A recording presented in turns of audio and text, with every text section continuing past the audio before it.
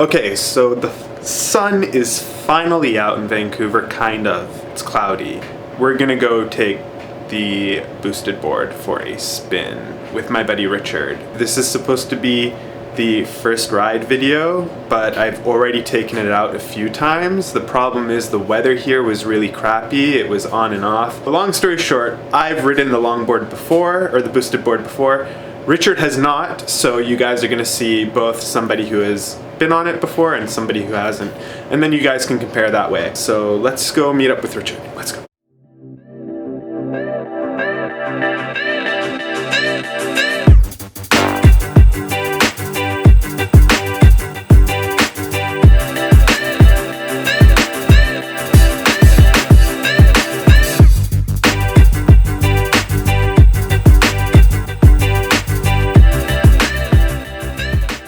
Guys that I was going to do a review video. So I did the unboxing video, however I already used the board and I didn't film it, so I figured as a result of which, since you haven't been on a boosted board yet, you would fill the role of the person who has not been on the board yet. I would fill the role of somebody who's already been on it, so you guys get to see how both of us feel on the board. I've only used it a few times, maybe 3 or 4. Richard has never been on it, but we both have longboards. We've both been on longboards.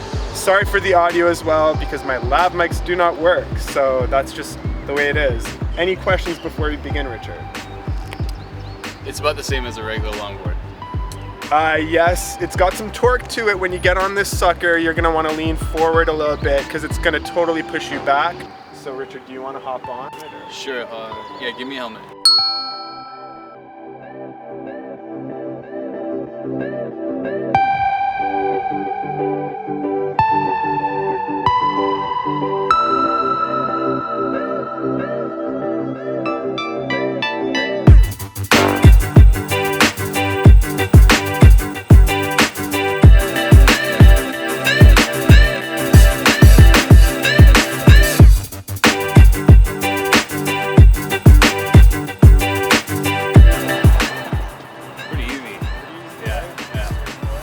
You find as somebody who rides a longboard that you need to use more sway in your hips than you do in your ankles, whereas with our longboards I find you use more sway in your ankles, not as much in your hips.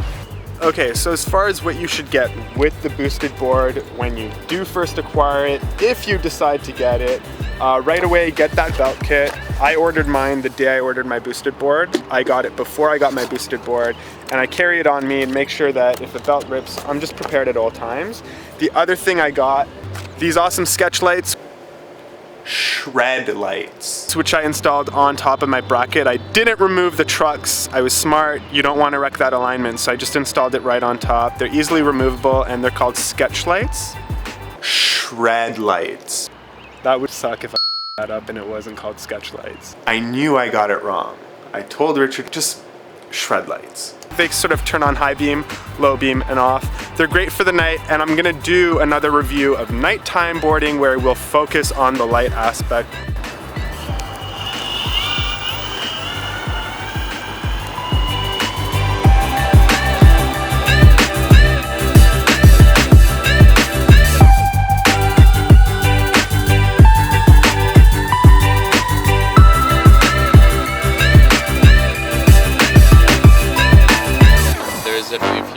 When you like nudge the remote a little too much, and you can feel it kind of like taking off underneath you.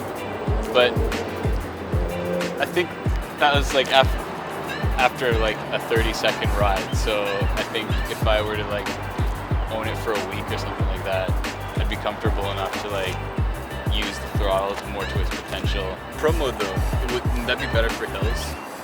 Yes and no. So here's the thing about hills. Drains a lot of battery. A lot of battery. So to explain that, I will be doing another review video for hill riding, and that will go over just that, but I'll tell you this as far as the actual use, or whether I actually thought that the uphill grind was worth the boosted board's time. If I had the 12-mile battery, then yeah. Just don't expect 6 miles uphill. You're gonna get, I would say, anywhere between 2, maybe 3 miles uphill realistically, and that's considering the grade, going flat sometimes. But definitely good on hills. I went uphill on this guy all the way to the top of a mountain nearby my house, ended up with 52% battery over 2-mile, let's say, uphill range. Then I went back down the very same hill towards my place. I went at about 10 kilometers an hour. Essentially, I gained 7% battery life by the time I got back to the bottom. So as far as the battery regeneration goes, I could say that at the very least has some aspect to it that's worth it. Like, it actually works. It works well. I also tend to just leave my board in eco mode if you just don't want to waste all the battery life. It's the best setting you can go. But this guy is ripping on it now, and he's only been on it for like less than an hour. So we're gonna do a final review with him and see what he thinks, and I'm gonna tell you whether you should buy this or not. Just a second.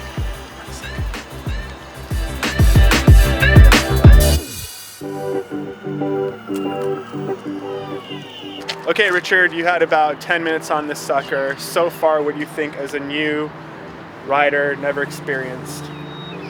Yeah, I think I could see myself getting like even more used to it.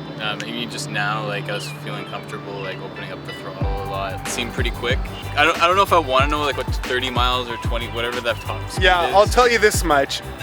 You feel like you're going 20 when you're going 10 on this thing. Yeah. Now, if I had the 12-mile battery, I would be much more willing and I could justify the price and I could justify keeping it.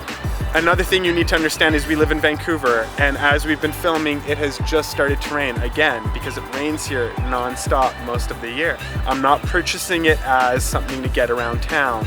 It's not going to work for the hilled area that I live in. It's not meant for the weather here. So keep in mind your environment and your weather, because I guarantee you that that's going to make a huge difference whether you end up keeping this board or not. Can you put 4x4 like wheels? So that's the thing. Right now my wheels have wax on them from the maker, like boosted.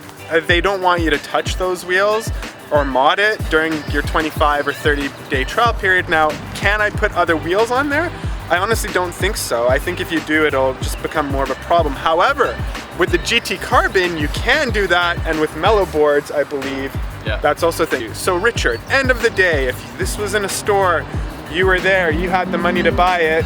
So, okay, here's the thing. I'm definitely interested in electric skateboards now more than I was before I rode it. So the riding experience definitely speaks for itself. Having been the only electric board I've ever tried might affect my decision. I'm just the type of guy that would shop around, or like at least want to try more than one product before going on what is admittedly like the foremost brand in electric skateboards at the time. There's also the boards from China that are, like they copy these things like almost immediately.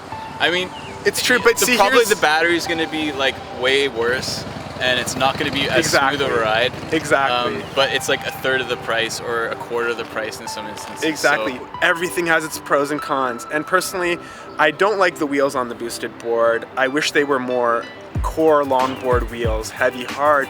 But I understand the reasoning behind it, but that's all personal preference. And if you've never ridden a longboard, you're not gonna notice that difference. You're just gonna get used to this. And at the end of the day, I think it comes down to whether you're using it recreationally and whether you'll get the most use out of it or not. I like the big soft wheels. They're cushy.